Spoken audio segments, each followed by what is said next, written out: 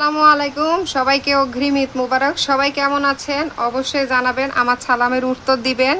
আর সবাইকে ঈদ মুবারক এবং সতর্ক সতর্ক সবাইকে হয়ে চলতে হবে। গাড়ি ঘোড়ায় বেশি ঝুঁকিপূর্ণতা নেওয়া যাবে না এবং বাসের ছাদে যাওয়া যাবে না, ট্রেনের ছাদে যাওয়া যাবে না।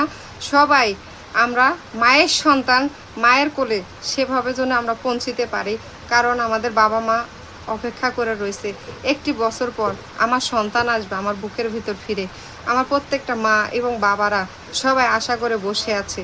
তাই উদ্দেশ্য করে সবার উদ্দেশ্য করে বলতেছি, এবং ভাই এবং বোনেরা, আমরা কেউ কখনো কোনো ঝুঁকিপূর্ণতা নিব না। সুন্দর মতন যেন বাড়িতে পৌঁছিতে পারি। আমরা আল্লাহ পাকের কাছে 2 রাকাত দরকার নকল নামাজ পড়ে আমরা বের হব এবং আল্লাহর নামে আমরা গাড়িতে উঠব। আমরা ঝুঁকিপূর্ণতা নিব না, কোনো গাড়িতে বেশি লোক চাপাচাপি করে উঠব না। দেখে শুনে যেতে হবে এবং আমার বাবা মায়ের সন্তান, বাবা মায়ের কোলে যেন আমরা সুন্দর মতন ফিরে যেতে পারি।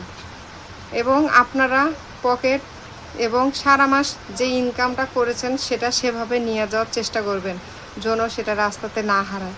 আমার বাবা মা যেন কষ্ট না পায়, ওটার আশায় আমার বাবা মারা বসে আছে যে আমার সন্তান আস্তে আস্তে আমার বাজার করে আমার মুখে দুটো উঠাইয়ে দিও। প্রত্যেকটি বাবা মা একটি আশায় থাকে সন্তানকে নিয়ে।